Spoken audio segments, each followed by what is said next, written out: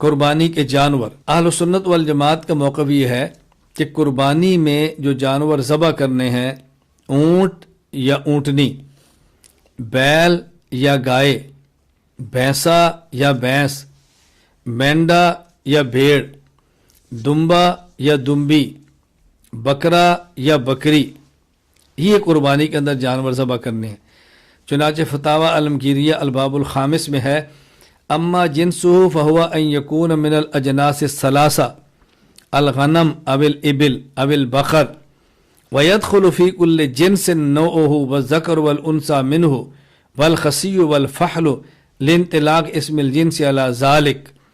فرمایا کہ قربانی میں جو جانور ذبح کیے جا سکتے ہیں وہ ان تین قسموں میں سے ہونے چاہیے، بکری، اونٹ اور گائے، اور ان میں ہر جنس کی نوع یعنی ہر جنس کی قسم اس میں شامل ہے، مذکر ہو یا مؤنث ہو، نر ہو یا مادہ، خصی ہو یا بغیر خصی۔ آگے فرمایا والماز نوع من الغنم والجاموس نوع من البقر، مینڈا یہ بکری کی قسم ہے اور بھینس یہ گائے کی قسم ہے۔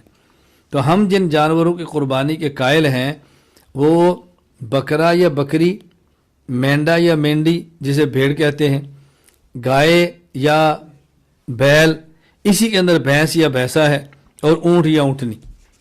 تو بنیادی طور پر یہ بنے گے بکری یا بکرا، اسی کے اندر شامل ہے بھیڑ اور مینڈا، گائے بیل، اسی کے اندر شامل ہے بھینس یا بھینسا، نمبر 3 اونٹ یا اونٹنی، نمبر 1 بکرا بکری، نمبر 2 اونٹ یا اونٹنی، نمبر 3 گائے یا بیل۔ یہ ہے بنیادی طور پہ جانور قربانی کے اندر ذبح کرنے ہیں۔ اب قرآن کریم سے دلائل دیکھیں، سورۃ الحج آیت نمبر 34، بَلِكُلِّ أُمَّةٍ جَعَلْنَا مَنْسَكًا لِيَذْكُرُوا اسْمَ اللَّهِ عَلَىٰ مَا رَزَقَهُم مِّن بَهِيمَةِ الْأَنْعَامِ، ہم نے ہر امت کے لیے قربانی مقرر کی تاکہ وہ اب چوپاؤں کے مخصوص جانوروں پر اللہ کا نام لے اور اللہ نے عطا فرمائے۔ اس آیت میں قربانی کے لیے بہیمۃ الانعام کا لفظ ہے، بہیمۃ الانعام یعنی قربانی، بہیمۃ الانعام چوپاؤں کے مخصوص جانور۔ اب وہ چوپاؤں کے مخصوص جانور کون سے ہیں، اس کی خود وضاحت قرآن کریم سورۃ الانعام آیت نمبر 142، 143، 144 میں موجود ہے۔ وَمِنَ الْأَنْعَامِ حَمُولَةً وَفَرْشًا، چوپایوں میں اللہ تعالیٰ نے وہ جانور بھی پیدا کیے، حمولتاً جو بوجھ اٹھاتے ہیں، وفرشا اور وہ بھی ہیں جو زمین کے ساتھ لگ کے چلتے ہیں۔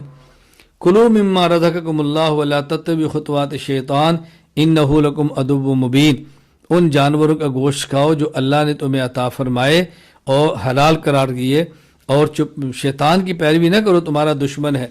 ثمانیۃ ازواج، اب یہاں انعام کی تفصیل ہو رہی ہے کہ آپ نے انعام میں سے کون کون سے جانور کھانے ہیں۔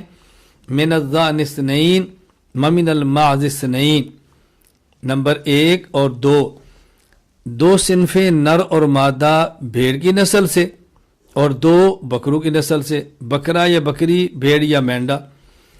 آگے اللہ فرماتے ہیں قل آذکرین حرم ام الانثیین ام اشتملت علیہ ارحام الانثیین، ان مشرکین سے پوچھو کہ جانور اللہ نے حلال کیے، ان میں تم جو حرام کہتے ہو، کیا اللہ نے ان جانوروں میں سے بھیڑ اور بکری، بھیڑ اور بکری ان میں سے مادہ کو حرام کیا یا نر کو حرام کیا؟